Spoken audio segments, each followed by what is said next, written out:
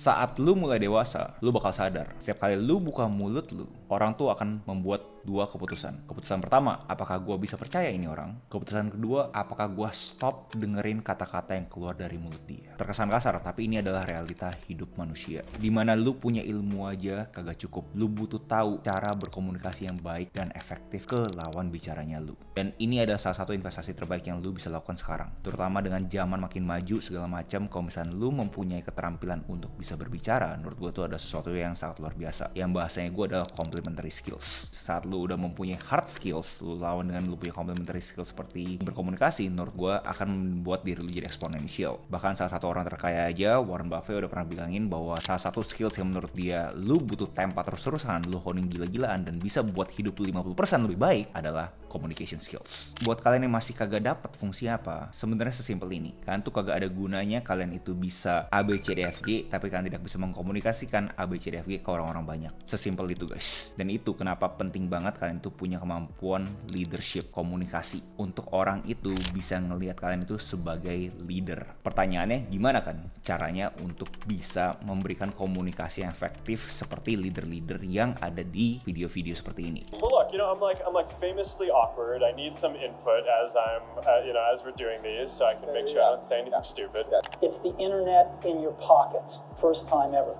Now, you can't really think about the internet, of course, without thinking about Google. GPT-5 Pro is great for assisting with really hard tasks. Domains like finance, legal, healthcare, and much more, where you need high accuracy and depth of reasoning. Pertama, menurut gue mindsetnya adalah jangan berpikir lo harus permisi untuk jadi leader, untuk bisa mengkomunikasikan hal yang baik. Nggak usah permisi guys. Kebanyakan orang berasa leader itu harus ditunjuk. Memang secara official bisa aja ditunjuk, tapi proses pemilihannya kagak langsung guys. Dan saat terjadi proses pemilihan tersebut, itu adalah kesempatannya kalian untuk melatih kalian punya leadership skills. Gue yakin kalian di sini pasti pernah ngeliat ataupun ngerasain situasi di mana ada satu grup yang kagak tahu leadernya siapa. Tapi mendadak ada satu individual yang mendadak berasa bahwa dibandingin ini project semua ancur kadut, udahlah gue jadiin diri gue leader, gue pastiin semuanya beres. Yang bahasanya gue adalah problem owner. Dia pastiin kerjaannya beres. Dan di step satu ini menurut gue banyak orang yang masih belum dapat nih. Masih belum percaya bahwa leadership itu kan ditunjuk.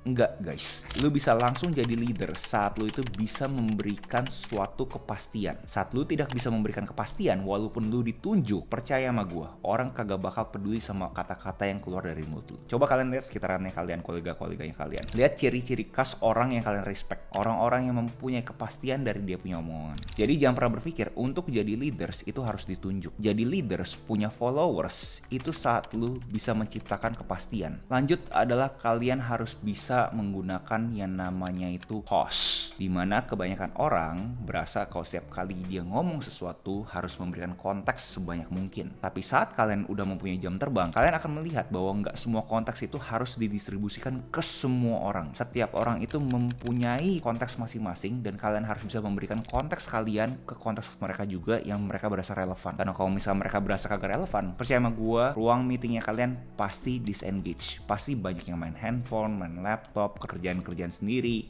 kagak dengerin kalian. Karena dia kagak tahu konteks dia di ruangan itu tuh apa. Dan saat kalian memberikan konteks banyak itu, jadinya kalian itu over explaining. Nggak butuh orang tahu sedetail itu juga karena kagak relevan sama kerjaannya mereka. Kalian tuh harus benar secara efektif, benar secara sesing, kayak benar singkat, padat, jelas bahasa simpelnya ke orang-orang tersebut. Dan gue tahu ini sangat susah kalau misalkan kalian itu kagak ada jam terbang. Karena kebanyakan orang saat mereka itu kagak jelas yang ada di isi otaknya mereka, akhirnya mereka ngomong apapun yang ada di otaknya mereka. Dan itu akhirnya ngebuat kalian punya kolega, kalian punya grup kayak terkesan bingung. Ini maunya kemana sih ini orang? Dan salah satu kunci untuk kalian tahu apakah penyerapannya itu udah cukup efektif, kalian tuh harus berani melakukan pause. Jadi saat kalian udah latihan untuk menjelaskan secukupnya, kalian pause dan kalian lihat body language kalian punya kolega udah terkesan mengetahui dan kalian coba berdiskusi, mereka tuh udah tahu juga konteksnya, itu berarti indikator bahwa kalian punya ruangan meeting sudah sehat. Lanjut adalah kalau misalkan kalian duduk ataupun kalian itu berdiri, pastiin kalian itu saat berkomunikasi straight, tegap. Mungkin terkesan sangat tolol ya, tapi gue mau share dulu dari konteks secara mindsetnya aja. Kalau misalkan kalian kalian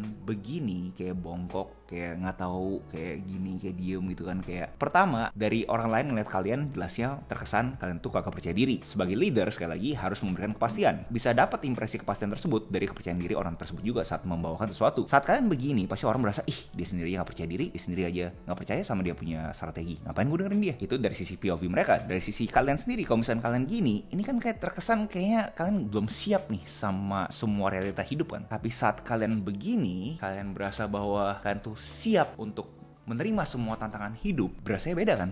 Dan kalian lihat deh beberapa orang-orang sukses yang pencapaiannya luar biasa saat mereka tuh ada di stage. Semuanya tegap kan? Mereka tuh open dengan semua tantangan yang ada di dunia ini. Dan mulai juga kalian gunakan bahasa tubuhnya kalian. Pada umumnya orang tuh pakai tangan. Karena tangan ini memberikan kesan kayak kalian tuh sedang menjelaskan sesuatu untuk orang tuh ngerti.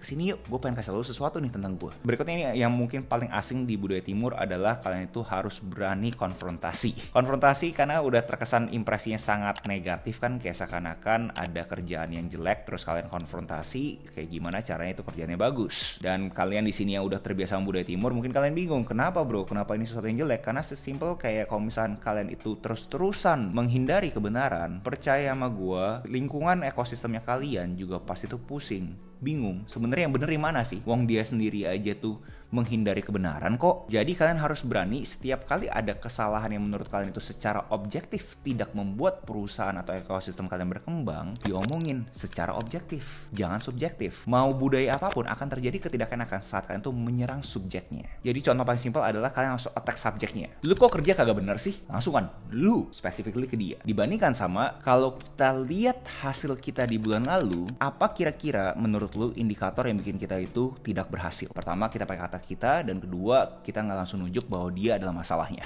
Dan secara makro ini masih hard conversation, pembicaraan yang kagak enak diomongin karena hasilnya jelek. Tapi bedanya adalah sekarang sifatnya itu bareng-bareng nih. Kita ngomongnya itu kita, dan kita ngomong objektif.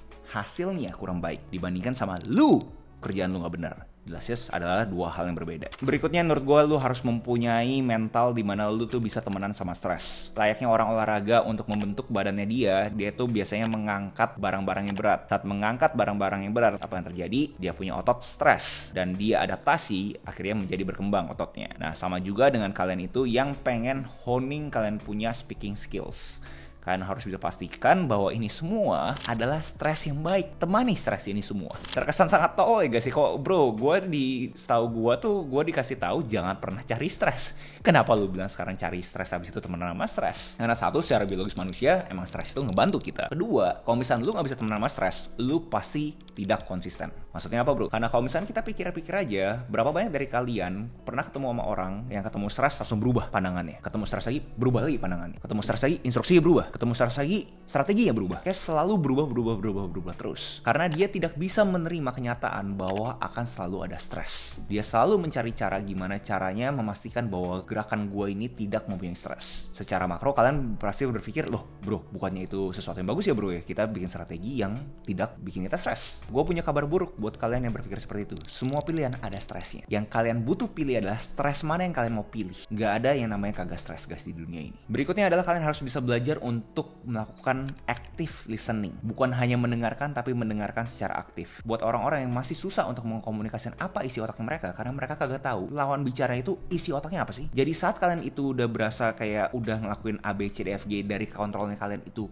udah stuck banget, saatnya kalian menggunakan active listening. Coba deh dengerin dia tuh ngomong apa. Biarin dia ngomong dulu 30 menit. Kalau misalnya meeting ada 30 menit, 25 menit biarin dia ngomong dulu. Buat kalian tahu konteksnya dia tuh apa sih. Dan ini menurut gue tuh universal ke apapun. Mau itu dalam konteks pasangan kalian, mau dalam konteks kerjaan, mau dalam konteks jualan. Saat kalian itu stuck di posisinya kalian itu kagak bisa selesai dari situasi tersebut, dengerin dia. Active listening. Buat kalian tahu dia tuh maunya apa sih. Terakhir buat kalian bener-bener pengen latihan, menurut gue salah satu latihan yang paling bagus untuk kalian lakukan adalah membaca buku dan menulis. Dengerin gue dulu. Gue tahu pasti terkesan kok apa hubungan yang ngomong dengan mulut sama baca buku sama menulis. Yang terkesan suatu kegiatan yang membosankan. Dengerin gue dulu. Membaca buku berarti kalian tuh akan temenan sama otaknya kalian dengan tulisan. Kalian tuh kagak mungkin kedistorsi sama orang punya bahasa tubuh. Kalian itu kagak mungkin kedistorsi sama orang punya suara yang bagus. Benar-benar cuma teks sama otaknya kalian. Akhirnya membuat kalian punya otak berpikir secara kritis. Dan abis itu menulis, menurut gue meningkatkan kejernihan otak. Ngomong simpelnya kayak gini, gue udah tahu berapa banyak dari kalian yang bener-bener menyerap informasi video gue sama yang cuma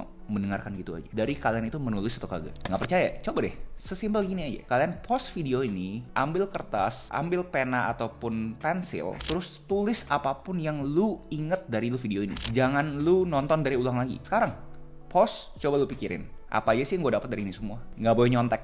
Nggak boleh diulang. Kenapa nggak boleh diulang? Karena gue pengen lu ngelatih otak lu untuk parafrase informasi yang lu dapatkan menjadi tulisan. Dan itu sangat susah menurut gue.